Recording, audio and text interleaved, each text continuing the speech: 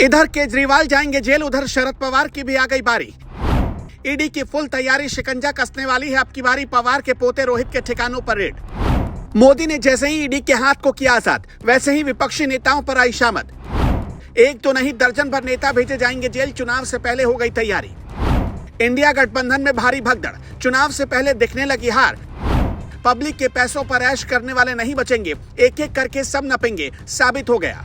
एक तो नहीं, इंडिया गठबंधन के कई नेताओं पर गिरफ्तारी की तलवार लटकी हुई है। पूरब से पश्चिम तक, उत्तर से दक्षिण तक, एक एक करके कोई भ्रष्टाचारी नेता बाहर खुली हवा में सांस नहीं ले पाएगा, क्योंकि पीएम मोदी ने ईडी को खुली आजादी दे दी। जरा देखिए, ईस्ट से लेकर वेस्ट तक कैसे ईडी की कार्रवाई ने हड़कंप मचा रखा है। महाराष्ट्र में शरद पवार पर जेल जाने का संकट है। शरद पवार के पोते के घर ईडी ने छापेमारी शुरू कर दी। दिल्ली के मुख्यमंत्री अरविंद केजरीवाल को ईडी ने पूछताछ के लिए 3 समन भेज दिया है, लेकिन अभी तक हाजिर नहीं हुए। चौथे की तैयारी है। आखिर में ईडी को केजरीवाल के घर पर दस्तक देना पड़ सकता है। अब केजरीवाल पर भी गिरफ्तारी की तलवार लटक चुकी है। झारखंड के मुख्यमंत्री हेमंत सोरेन किसी भी वक्त गिरफ्तार किए जा सकते हैं। हेमंत सोरेन के खिलाफ सीएम रहते हुए जमीन घोटाले का आरोप लगाए। बिहार की डिप्टी सीएम तेजस्वी यादव को भी ईडी ने 5 समन भेज दिया। 5वीं बार भी तेजस्वी यादव पूछताछ के लिए हाजिर नहीं होंगे। महाराष्ट्र के पुणे में तो ईडी की बड़ी छापेमारी चल रही है। केंद्रीय जांच एजेंसी ने बारामती एग्रो से जुड़े 6 ठिकानों पर रेड की। ये छापेमारी पुणे, अमरावती और छत्रपति संभाजीनगर में की गई। ये कंपनी शरद पवार के पोते रोहित पवार से जुड़ी हुई है। बताया जा रहा है कि ये छापेमारी महाराष्ट्र स्टेट कोऑपरेटिव बैंक घोटाले के मामले में चल रही है। कंपनी पर 5,000 करोड़ रुपए घोटाले का आरोप है। बारामती एग्रो ने बड़े पैमाने पर बैंक से लोन लिया था।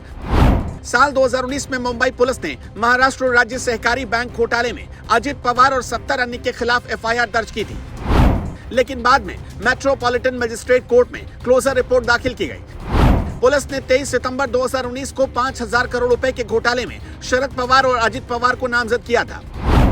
मुंबई पुलिस ने सबूतों के अभाव में केस बंद कर दिया था। इसके बाद ईडी ने मुंबई पुलिस के क्लोजर रिपोर्ट का विरोध किया था। बैंक के बोर्ड ऑफ डायरेक्टर में शरद पवार के करीबी शामिल थे। उन्होंने बारामती एग्रो सहित कई ऐसी कंपनी को लोन दिया जो डूब गई। महाराष्ट्र में किसी को उम्मीद भी नहीं थी, लेकिन महाराष्ट्र वाले छापेमारी से एक दिन पहले दिल्ली में भी ईडी ने एक्शन लिया था। हालांकि ईडी के अधिकारियों ने केजरीवाल के घर पर छापेमारी की बात का खंडन किया है। दरअसल दिल्ली शराब घोटाले में ईडी केजरीवाल को समन पर समन भेज रही है, लेकिन वो जांच एजेंसी के सामने पेश नहीं हो पा रहे। ईडी केजरीवाल को अब तक 3 बार पूछताछ के लिए बुला चुकी है, लेकिन दिल्ली के मुख्यमंत्री खुद को राजा समझ बैठे हैं। मुख्यमंत्री ने तीनों बार ईडी के नोटिस को नजरअंदाज कर दिया। केजरीवाल को बुधवार को ईडी के सामने पेश होना था, लेकिन उन्होंने एक मोटा जवाब भेजा जिसमें सिर्फ एक लाइन की बात समझ में आई, और ईडी इसी बात पर नाराज है कि केजरीवाल जांच पे सपोर्ट नहीं कर रहे। केजरीवाल ने नोटिस को गैर कानूनी बताया और सवाल उठाए कि चुनाव से पहले ही नोटिस क्यों मिला। ईडी इससे पहले 2 नवंबर और 21 दिसंबर को भी केजरीवाल को समन भेजकर पूछताछ के लिए बुला चुकी थी।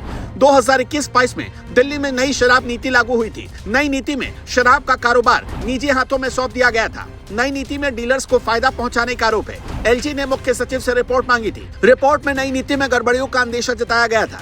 नई नीति से 144 करोड़ के घोटाले का आरोप लगा। रिपोर्ट के आधार पर सीबीआई जांच को मंजूरी दी गई। तत्कालीन आबकारी मंत्री मनीष सिसोदिया पर आरोप लगे, जो 26 फरवरी 2023 को गिरफ्तार कर लिए गए थे। उसके बाद इसी मामले में संजय सिंह की गिरफ्तारी हुई और अब अगला नंबर अरविंद केजरीवाल का बताया जा रहा है।